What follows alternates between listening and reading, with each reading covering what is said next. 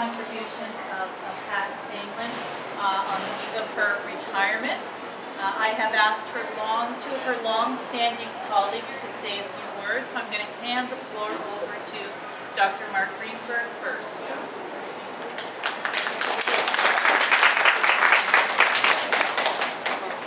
Such a long history, I had to write some notes. There's something a little odd about an older individual making a retirement tribute to a younger individual. So I'm going to ask Pat for some lessons. I'm doing something wrong. The name Pat Staneland is synonymous with oncology nursing in this institution and with pioneering contributions, as I think you'll see. A brief biographical history. In 1976, when I was still a puppy, Pat graduated from Vanier College in Montreal.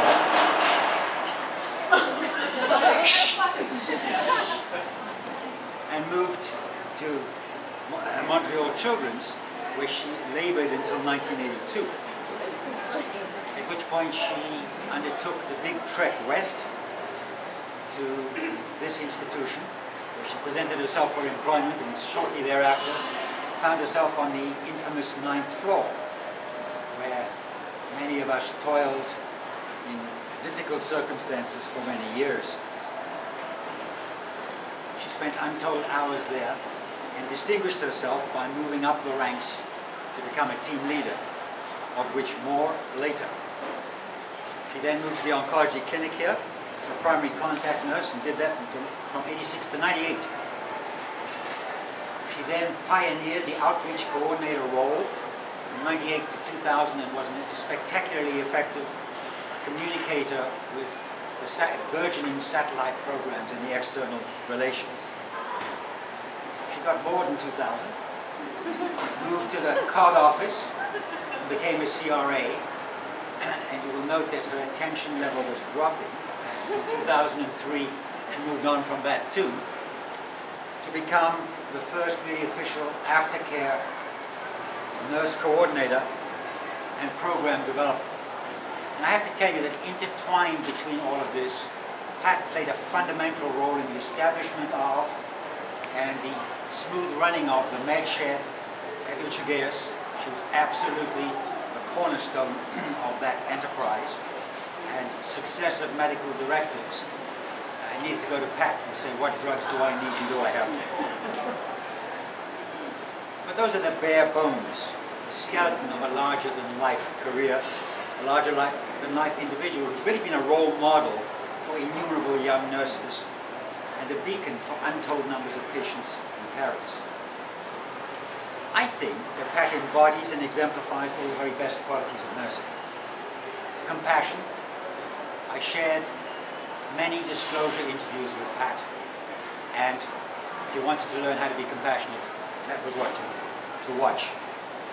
Commitment to patients, families, and to herself. People knew they could rely on Pat. Now, with respect to herself, you know, in 2002, when retirement was sort of in the possible realm, Pat decided she wanted to go back to school. Graduated from Ryerson with a nursing degree.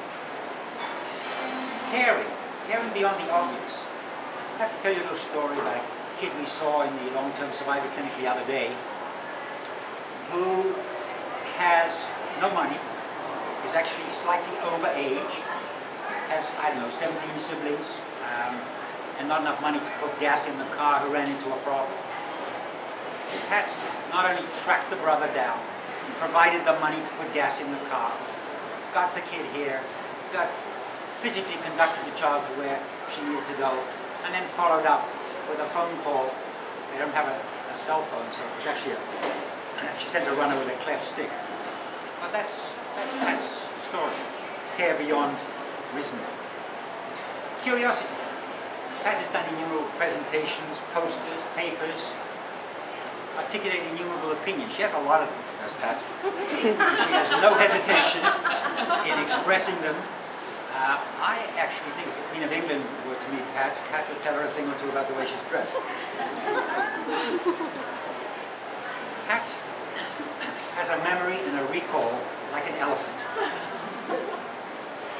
tell me who got which drug, who recently got married and who recently got unmarried, who's half, quarter, or real sister, how who is doing at school, how many dogs, cats, bats and rats there are in the family environment. It's remarkable. And as Anne Christie was just saying to me, Pat works assiduously to put all members of the team at their ease. It's really amazing to see an orchestra conductor bringing in the right people at the right time with the right instructions. Let me tell you how Pat came to be a nurse coordinator in the clinic. Back in the bad old days when there was not a lot of thought about fit between physician and nurse, I was assigned 2 consecutive nurses. They both flamed out. In fact, they both ended up under psychiatric care. And I don't know what was chicken and what was egg. I take some responsibility for this matter. I then approached the then nurse manager and said, listen, I want to be part of this process. She said, sure, pick a nurse. There was this woman called Pat Gray, who was the stellar nurse on the floor, and the rest, as they say, is history. I approached her. She considered my application, entertained competitive bids. Here we are, though these many years later. Probably the wisest move I made in my clinical career. I think in every phase of my career, Pat has enhanced and amplified that, up to and including the development of the aftercare program and its structure and the way it runs. The number of patients whose care we shared, when asked who was your oncologist, said, the guy who works for Staneland. There are untold numbers of patients who call Pat from years and years and years ago to tell her their woes, to tell her their triumphs, who graduated, who got married, how can they get help, because they know she will both remember and care. And in fact, in the last couple of months, as the countdown began, there were troops of folks who, hearing about her impending departure, waited to wish her well. Her primary patients, those she nursed in clinic, those she knew from Ooch, the whole gamut. So this is a career that has tracked the evolution of oncology as a humanistic science. Pat has covered all aspects, focused on all players, touched the lives and hearts of legions. She's handing on the torch at a time when she can and will move into a period that is for her and Andrew, when she's still at her peak. Pat, you and your career are the inspiration for young healthcare professionals. And as you draw this phase to a close, you should feel overwhelming pride. We do. We will miss you. We wish you sun and fun, snow to ski on, at least 1 glass of wine a day. And at the end of the day, Godspeed as you move forward. Thank you for watching.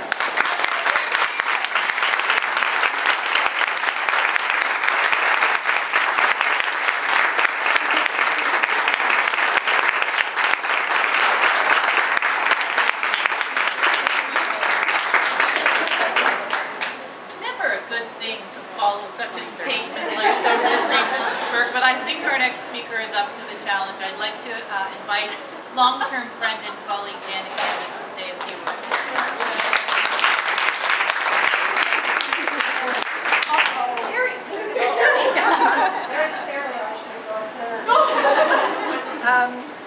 Well, yes, you may hear a few things similar, but we'll see how we go. So.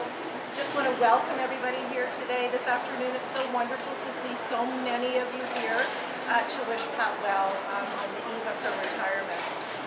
I'm really flattered to have been asked to say a few words today in honor of Pat.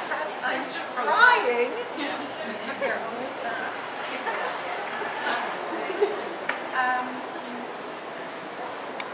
And I echo Mark's words that it is a bit funny to be asked to say a few words to say goodbye to someone who's been here less time than the person who said goodbye. I have known Pat since she first walked through the doors, since she first came to Sick Kids, and was hired in 1982 as a general duty RN on what was then the 9th floor, the old building, Hematology and Oncology Innovation Unit.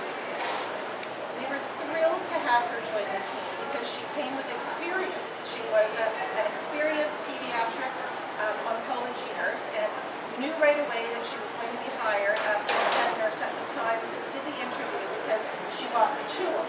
And you only got the tour if you were going to be hired. So when we saw her touring around the board, we knew that she was going to be given the papers to sign.